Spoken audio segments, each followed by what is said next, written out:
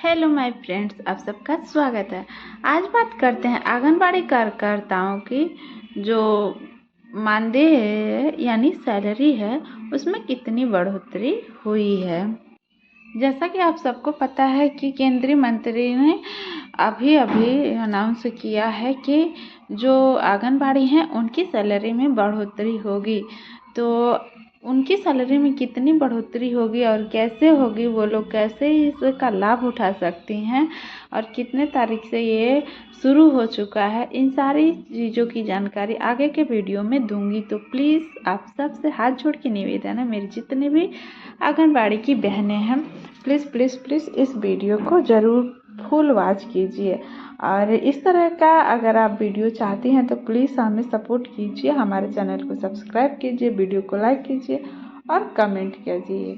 चलिए स्टार्ट करते हैं। जैसा कि आंगनबाड़ी योजना जो है भारत सरकार की एक महत्वपूर्ण पहल है जिसका उद्देश्य बच्चों और माताओं के पोषण और स्वास्थ्य को सुनिश्चित करना है। इस योजना के तहत आंगनबाड़ी कार्यकर्ता, सहायिका और आशा सहायिका महत्वपूर्ण भूमिका निभाती हैं। हाल ही में इन कार्यकर्ताओं के मानदेय में वृद्धि की गई है जिससे कि उनकी आर्थिक स्थिति में सुधार ला सके। तो आगे के पूरा प्रोसेस कैसे कैसे होगा, क्या क्या होगा, मैं सब बताऊंगी। चलिए शुरू करते हैं। तो आंगनबाड़ी कार्यकर्ता और सहायिका मानदेय मुख्य जानकारी आपको दे देती हूँ। जो विवरण है और जानकारी है, विवरण जो है आंगनबाड़ी कार्यकर्ता का मानदेय और जानकारी जो है 10,500 उनको मिलेगा, ठीक है। और आशा कार्यकर्ता का जो अब सैलरी है वो अब बढ़ा दिया गया है, वो 5,800 हो गया है और सहायिका का 5,800 हो गया है और मिनी आंगनबाड़ी कार्यकर्ता का भी 7,500 हो गया है। इस तरह सभी आंगनबाड़ी महिलाओं का जो वेतन है वो बढ़ा दिया गया है। अब आंगनबाड़ी कार्यकर्ता कौन होते हैं? तो आंगनबाड़ी कार्यकर्ता वे महिलाएं होती हैं जो बच्चों और माताओं को स्वास्थ्य और पोषण को सुनिश्चित करने के लिए काम करती हैं। ये महिलाएं स्थानीय स्तर पर काम करती हैं और विभिन्न कार्यक्रम में लागू होकर सारे नियम को वो सुनिश्चित करके गवर्नमेंट को देती हैं। अब बात कर लेते हैं आंगनबाड़ी कार्यकर्ताओं की विशेषताएं। तो पोषण शिक्षा होता है, यानी ये महिलाएं माताओं को पोषण संबंधी जानकारी प्राप्त करती हैं।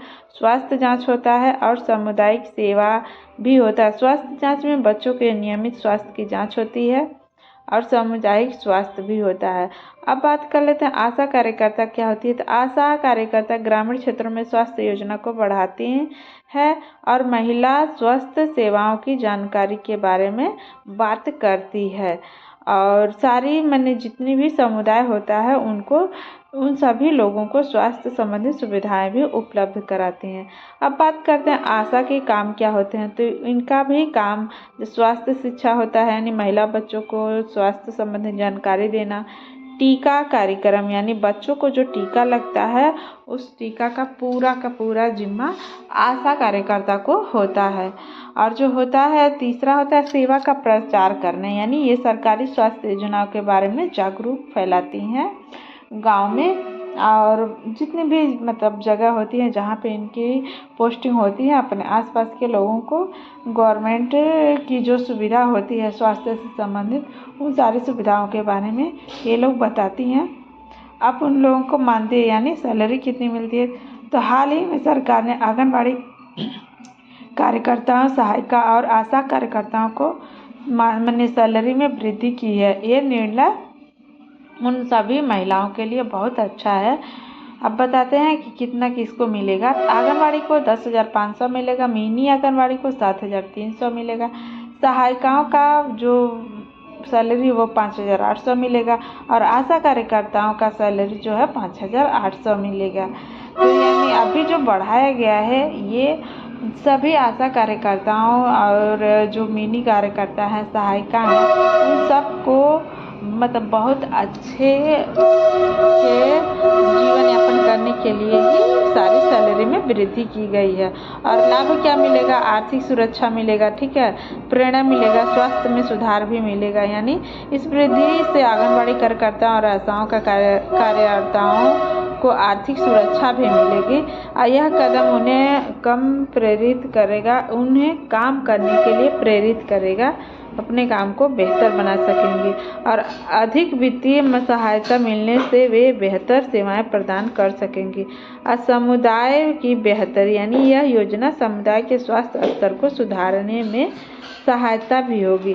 अब बात कर लेते हैं कि आवेदन प्रक्रिया क्या है। यदि आप आंगनबाड़ी या आशा कार्यकर्ता बनना चाहते हैं या योजना का लाभ उठाना चाहते हैं तो आप निम्नलिखित प्रक्रिया को अपना सकती हैं। आवेदन करने के जो चरण होते हैं वो जो है स्थानीय सरकारी कार्यालय में जाना होता है, ठीक है, और वहाँ पे पंजीकरण होता है, ठीक है। तो अपने नज़दीकी आंगनबाड़ी कार्यालय या स्वास्थ्य केंद्र पर जाइए, फार्म प्राप्त करिए, वहाँ से फार्म आवेदन भर कर आप सभी जानकारियाँ भर दीजिए और नाम, पता, आयु जो भी है और जितना भी दस्तावेज है सबको उसके साथ संलग्न कर दीजिए यानी ऐड कर दीजिए और उसको फिर जमा कर दीजिए।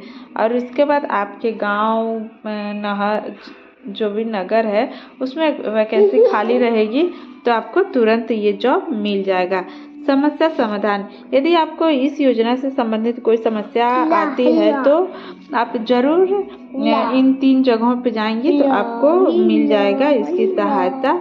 और ये जो है ना महत्वपूर्ण तिथि यानी जो ये नियम लागू हो रहा है, नई पेंशन लागू हो रही है वो मार्च महीने में 2025 में लागू हो रही है। तो आप लोग ज़रूर इसका लाभ उठाइए और ज़्यादा से ज़्यादा जितने भी हमारी बहनें हैं सभी इसका लाभ उठा सके। और ये वीडियो कैसा लगा आपको ज़रूर हमें बताइएगा कमेंट करके। Thank you. जय भारत।